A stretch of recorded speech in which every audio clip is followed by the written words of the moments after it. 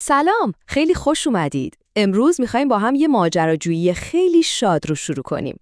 میخوایم ببینیم آموزش زبان به بچه‌ها چطوری میتونه از یه کار سخت و وظیفه‌طور تبدیل بشه به یه تجربه هیجان‌انگیز و مشترک بین شما و فرزندتون.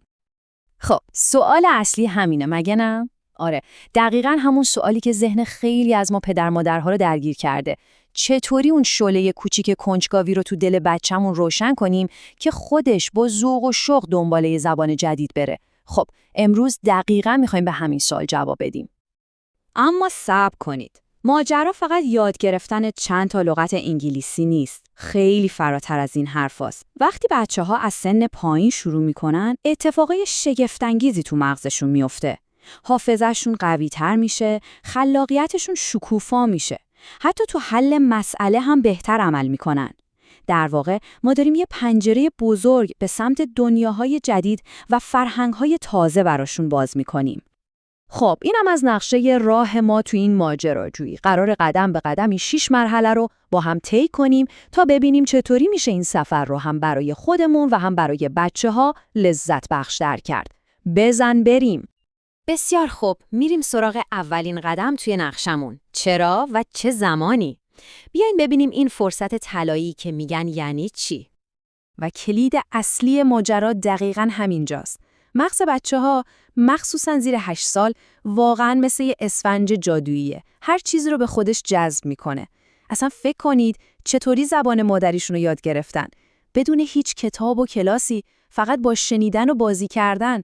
زبان دومم دقیقاً همینطوره. این یه فرصت فوق‌العاده است که دیگه تکرار نمیشه.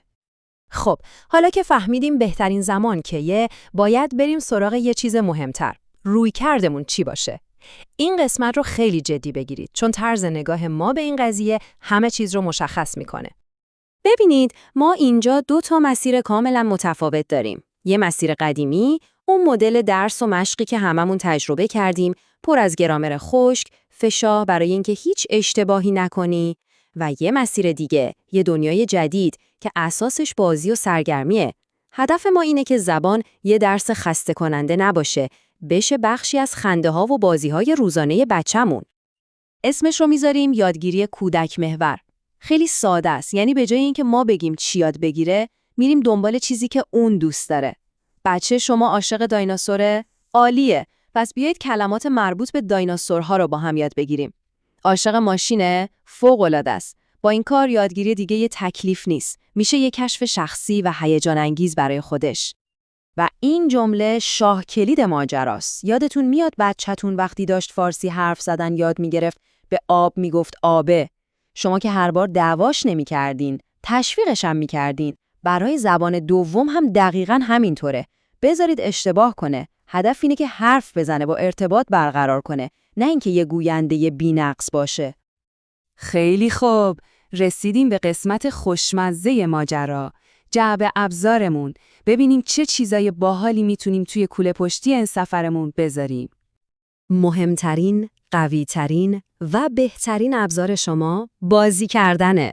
بچه همه چیز رو با بازی یاد میگیرن، مگه نه؟ دنیا رو اینطوری کشف میکنن. پس چرا زبان جدید رو هم قاطی بازیاشون نکنیم؟ وقتی پای سرگرمی و خنده وسط باشه، یادگیری خودش یواشکی اتفاق میفته بدون اینکه کسی متوجه بشه. یه ابزار فوق‌العاده دیگه، کارتون. بله، به همین سادگی. انیمیشن‌های انگلیسی زبان یه محیط کاملاً طبیعی و بی‌دردسر برای یادگیری درست می‌کنن. بچه هم داره کارتون مورد علاقه‌ش رو می‌بینه و کیف می‌کنه. هم ناخودآگاه داره با کلمات و جمله‌ها تو موقعیت‌های واقعی آشنا میشه. و البته موسیقی که دیگه معجزه میکنه. دیدین یه آهنگ چطوری تا چند روز تو ذهن آدم میچرخه؟ آهنگای شاد و ساده انگلیسی دقیقاً همین کارو میکنن. کلمه‌ها رو مثل مهر تو ذهن بچه حک میکنن و کمک میکنن تلفظ درست رو همون اول یاد بگیره. خب، بیاین یه بازی عملی با هم امتحان کنیم. پانتومیم خیلی ساده و بامزه است. چند تا کارت درست کنید، روش عکس حیوانات مختلف رو بکشید یا بچسبونید. بعد بچه‌تون یکی رو برمی‌داره و اداشو در میاره. شما هم باید به انگلیسی حدس بزنید. مثلا میگید Are you a cat؟ بعد نوبت رو عوض کنید. یه بازی عالیه برای تمرین کلمه‌ها و جمله‌های ساده. هر ماجراجویی یه نقشه گنج هم لازم داره، درسته؟ نقشه گنج ما تو این سفر منابع خوبه و یکی از بهترین گنج‌ها کتاب‌ها هستن. اینجا یه راهنمای کوچیک براتون آماده کردیم. مثلا اگه بچه‌تون کوچیک‌تره، یعنی بین 3 تا 6 سال و دوست دارید با بازی و آهنگ پیش برین، مجموعه سوپر سافاری انتخاب فوق‌العاده‌ایه. اگه بزرگتره و دنبال یه چیز کاملتر می‌گردین، فامیلی اند فرندز عالیه. این جدول رو داشته باشید، بعداً با خیال راحت میتونید کتاب مناسب سن و علاقه فرزندتون رو پیدا کنید. و حالا میرسیم به مهمترین بخش این سفر، به قلب تپنده این ماجراجویی، یعنی نقش خود شما. شمایی که راهنمای اصلی این مسیر هستید. میدونم شاید الان این صدا تو ذهنتون بیاد که خب من که خودم زبانم عالی نیست، چطور به بچم یاد بدم؟ این یه نگرانی خیلی خیلی طبیعیه. این جمله‌ای که میبینید حرف دل یکی از والدین مثل خود شماست. اما یه لحظه صبر کنید. میخوام یه پیشنهاد دیگه بهتون بدم. بیاین زاویه دیدمون رو عوض کنیم. چی میشه اگه به این قضیه به چشم یه مانع نگاه نکنیم، بلکه به چشم یه فرصت فوق‌العاده نگاه کنیم؟ فرصتی برای اینکه شما و فرزندتون شونه به شونه هم با هم یاد بگیرید. اینطوری این سفر تبدیل میشه به یه خاطره مشترک و شیرین. پس یادتون باشه، نقش شما معلم بودن نیست. شما یه همسفر و یه تشویق کننده پر انرژی هستید. وقتی بچه‌تون ببینه شما خودتونم از یاد گرفتن یک کلمه جدید ذوق می‌کنید، اونم 1000 برابر انگیزه میگیره. برای هر کلمه جدیدی که یاد میگیره جشن بگیرید.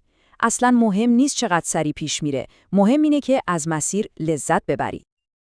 و وقتی اینطوری به قضیه نگاه کنیم، این سفر هیچ وقت تمومی نداره. همیشه یه چیز جدید برای کشف کردن هست. پس بیاین یه نگاه به افق بندازیم. و این رو همیشه به خودمون یادآوری کنیم. این یه مسابقه نیست که کی زودتر به خط پایان میرسه. هدفی نیست که یه مترجم حرفه‌ای تربیت کنیم. هدف ما خیلی قشنگتره. ما داریم یه هدیه به فرزندمون میدیم. یه ابزار جدید برای اینکه بتونه با آدمای بیشتری ارتباط برقرار کنه، دنیا رو کشف کنه و از یه پنجره جدید به زندگی نگاه کنه. و در نهایت این جمله چقدر قشنگ این دیدگاه رو کامل میکنه.